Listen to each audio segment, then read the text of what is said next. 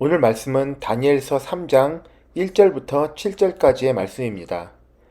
느부갓네살 왕이 금으로 신상을 만들었으니 높이는 60규빗이요 너비는 6규빗이라. 그것을 바벨론 지방의 두라 평지에 세웠더라.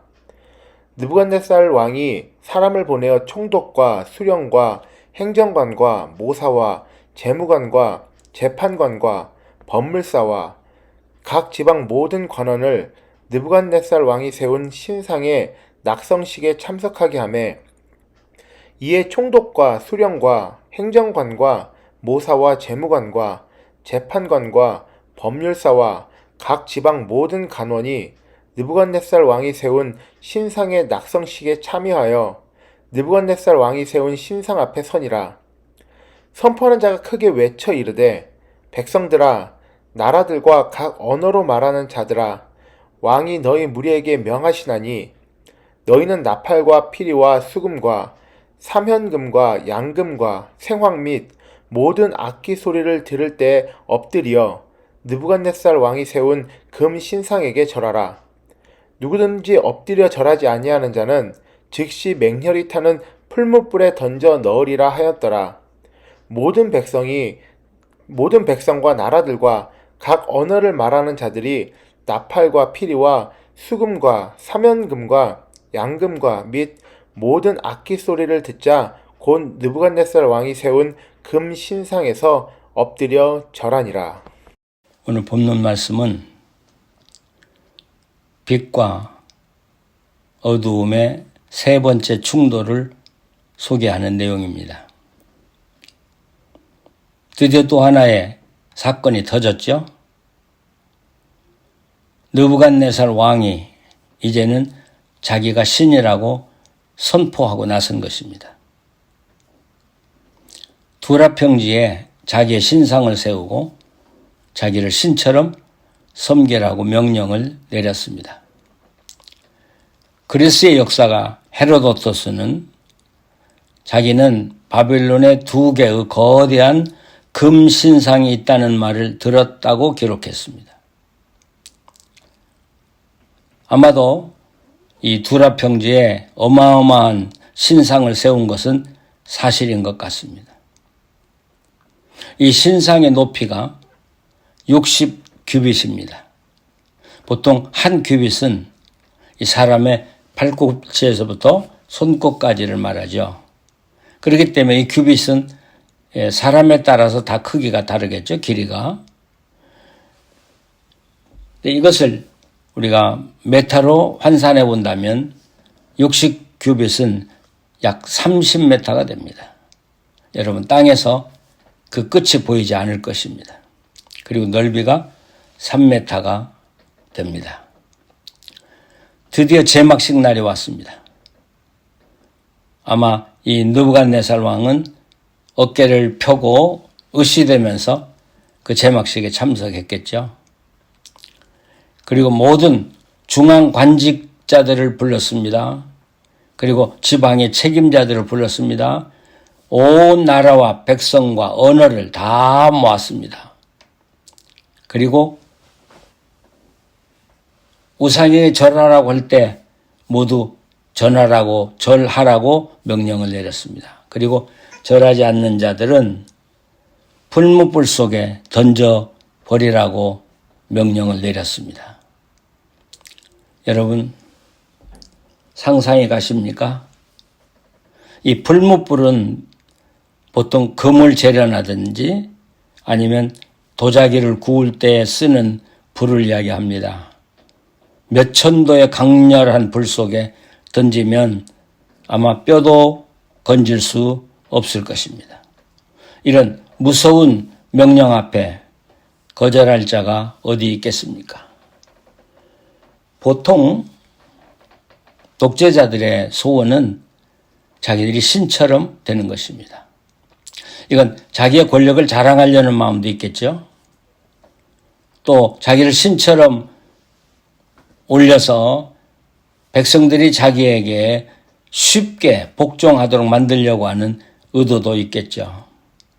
그러나 신상 앞에 절하게 함으로써 이 회색 분자라든지 위험 분자를 색출하는 데 가장 쉬웠을 것입니다.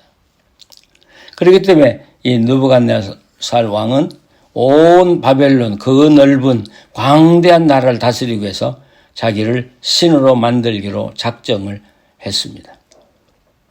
여러분, 어두움의 세력들은 말을 수시로 바꿉니다. 이 악한 자들은 자기 말을 수시로 바꿉니다. 자기 목적을 이루기 위해서는 수단 방법을 가리지 않습니다. 그래서 우리는 사람을 볼 때 말을 보지 말고 그들 가슴의 진실을 봐야 합니다. 거짓된 자들이 아무리 감언이설을 하지만 거짓된 자들은 마지막에는 거짓으로 돌아갑니다. 정말 선한 자들은 일시적으로 악한 말을 할 수 있습니다. 그러나 그들은 최후의 본질적으로 선으로 돌아갑니다. 그래서 우리는 그 사람의 말을 듣는 게 아니라 그들의 마음을 볼 줄 알아야 이 시대를 바로 살아갈 수 있을 것입니다. 느부갓네살 왕, 다니엘을 얼마나 사랑했습니까? 다니엘을 얼마나 높여줬습니까? 또 다니엘이 꿈을 해석했을 때 너의 신은 신중의 신이고 왕들의 주인이라고 고백했던 사람입니다. 네, 그 모든 말을 다 깡그리 뭉개고 이제는 자기가 신이라고 선언을 한 것입니다. 여러분, 바로 이 제막식에 모든 나라의 관직들, 백성들이 모였습니다. 왕의 말을 거역할 사람은 아무도 없었을 것입니다. 여기에 다니엘의 세 친구도 함께 참석했습니다. 과연 이 위기를 이 다니엘의 친구들은 어떻게 해결해 나갈 것인지 가슴 떨리기죠. 저는 김일성이 죽은 다음에 이 미국의 희년의 대표단들과 함께 평양을 방문한 적이 있습니다. 김일성이가 죽은 지가 1년 됐기 때문에 아직 그 훈기가 사라지지 않았습니다. 평양 시내에는 아주 빨간 글씨로 우리의 수령님은 부활하셨다 이렇게 써붙였습니다. 우리 수령님은 영원히 우리와 함께한다 이렇게 써붙였습니다. 제가 평양에 들어가기 위해서 북경에 이 북한 비행기의 게이트에 갔을 때 깜짝 놀랐습니다. 그 게이트는 마치 감옥과 같았습니다. 아주 적은 방에 비행기에 탈 손님들이 가득 차 있었습니다. 거기서 본 건 두 가지입니다. 하나는 모든 사람이 다 입에 담배를 물고 있었다는 것입니다. 숨이 막혀서 숨을 쉴 수가 없었습니다. 저는 그러면서 저들이 얼마나 답답하면 저렇게 담배를 피울까 하는 생각도 해봤습니다. 또 하나는 손에 꽃다발을 다 하나씩 들고 있었다는 사실입니다. 제가 물었어요. 왜 저 꽃다발을 들고 있느냐? 그러니까 비행기에 내려서 먼저 저 꽃다발을 김일성 동상에 갖다가 바치고 집으로 돌아가야 한다는 것입니다. 네, 우리는 아무것도 준비가 되지 않았습니다. 평양 비행장에 내렸죠. 우리는 김일성 광장에 들르지 않고 호텔에 들어왔습니다. 그리고 그들은 우리에게 말했습니다. 우리는 절대로 김일성 동상 앞에 가지 않을 거라고 했습니다. 근데 그 다음날 아침 9시에 버스는 김일성 광장 그 우상 앞에 섰습니다. 그리고 우리는 동상 앞에 일렬로 16명이 서 있었습니다. 그 광장에는 이른 새벽부터 모여온 평양 시민들로 가득 찼습니다. 그리고 모든 군악대들이 다 동원이 돼 있고, 그리고 우리가 그 앞에 이제 일렬로 진열되어 있는 것이죠. 그러니까 여러분 모든 백성들이 보는 앞에서 군인들이 보는 앞에서 우리가 그 동상 앞에 서 있고 이제 명령이 내릴 때 우리가 절하는지 안 하는지는 아마 모든 사람이 볼 수 있도록 되어 있었습니다. 우리가 그때 서로 다짐을 했죠. 절대로 이 김일성 동상 앞에 절하지 말자. 이제 드디어 시간이 되자 나팔이 울려 퍼지기 시작했습니다. 웅장한 나팔이 퍼지기 시작했고 거기 전령이 떨리는 목소리로 소리쳤습니다. 위대하신 수령 김일성 동지께 삼가 경배를 드립니다. 북이 확 치겠죠. 그때 정말 어려웠습니다. 가만히 서 있어도 고개가 그저 숙여지는 그런 위기의 순간이었습니다. 그러나 우리는 잘 이겼습니다. 만약 이 동상 앞에 절하지 않으면 다시 집으로 돌아갈 수 없을지도 모른다는 위협을 당했지만 그러나 우리는 이겼습니다. 그리고 거기서 벗어났습니다. 저는 그 모습을 보면서 이 바벨론의 이 신상 제막식의 모습을 그대로 재현해 놓은 것이 바로 이북의 김일성 광장이고 김일성 우상이라고 보았습니다. 너무나 똑같습니다. 저는 이 바벨론의 오늘 본문 말씀이 너무나 실감나게 느껴집니다. 그런데 이 세 친구들은 이겨냈습니다. 그런데 이상한 것은 이 다니엘의 역사가 시작이 되면서 언제나 주역은 다니엘이었습니다. 그리고 세 친구는 다니엘의 보조역이었습니다. 네, 오늘은 다니엘이 보이지 않습니다. 세 친구만 남았습니다. 근데 어떻게 다니엘을 의지하고 살았던 세 친구가 독립해서 우상 숭배를 반대하고 굳굳이 하나님을 섬기겠다고 고백할 수 있었는가 하는 점입니다. 우리가 먼저 생각할 것은 다니엘이 왜 참석하지 않았을까? 여러 가지 생각을 해볼 수 있습니다. 첫째는 느부갓네살 왕이 다니엘에게 했던 것을 생각하면서 그래도 양심이 살아있어서 다니엘은 궁궐에 머물도록 했다고 생각할 수도 있습니다. 또 다른 것은 왕이 제막식에 참석하기 때문에 다니엘로 하여금 나라를 통치하도록 임시 왕궁에 머물게 했을 가능성도 있습니다. 어쨌든 다니엘은 참석하지 않았습니다. 그리고 세 친구만 참석했습니다.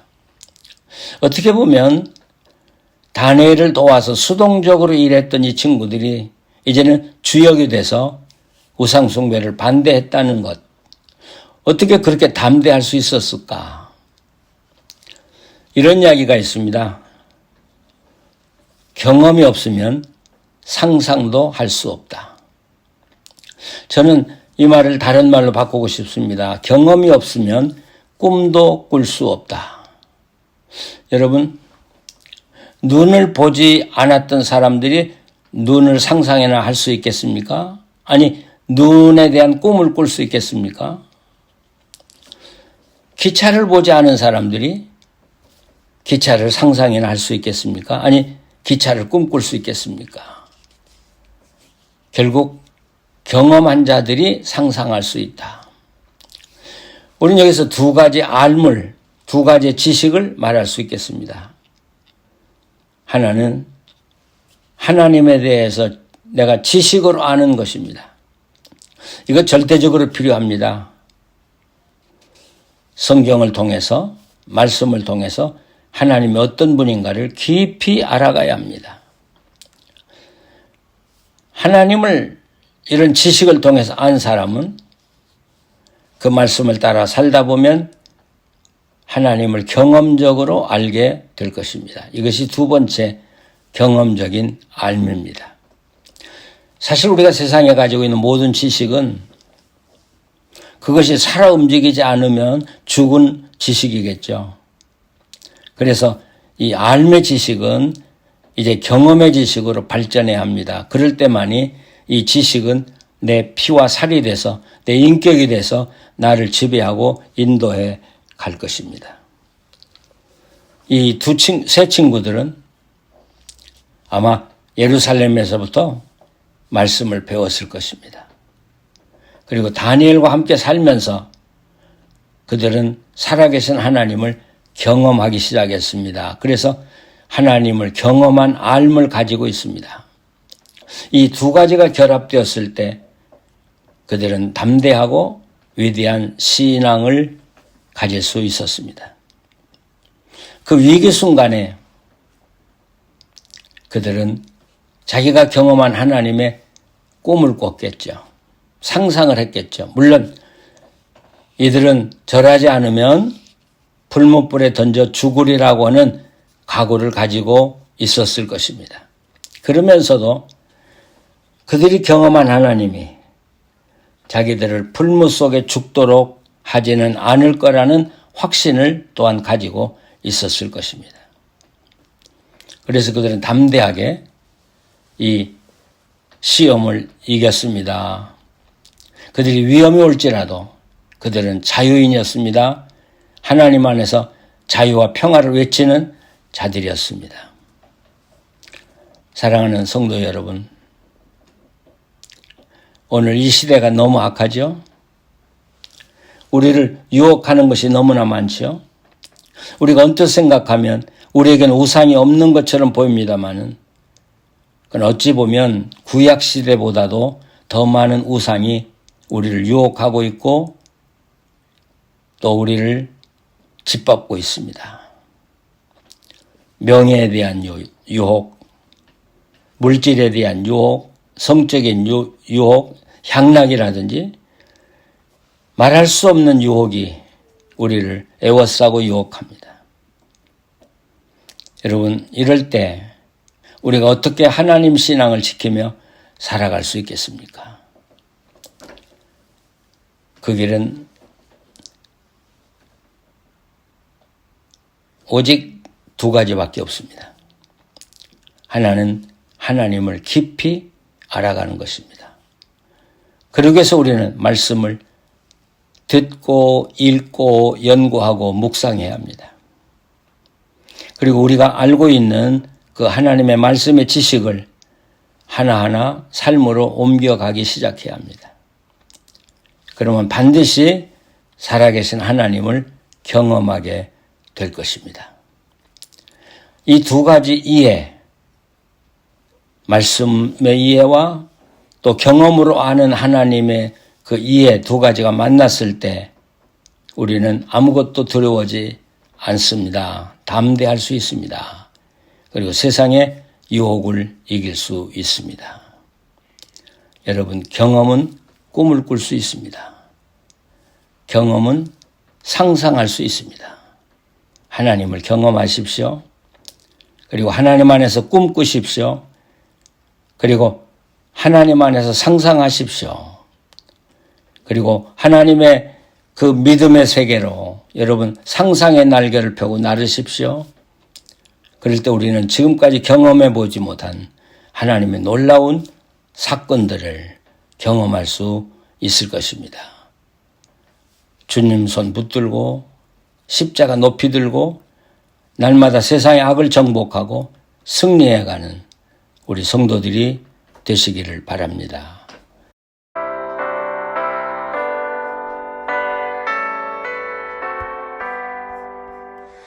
환난과 핍박 중에도 성도는 신앙 지켰네.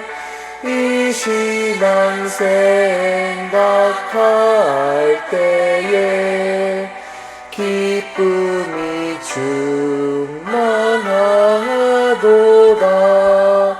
성도의 신앙 따라서 죽도록 충성하겠네. 옥중에 매인 성도나 양심은 자유 얻었네. 우리도 고난 받으면 죽어도 영광 되도다. 성도의 신앙 따라서 죽도록 충성하겠네. 기도하시겠습니다.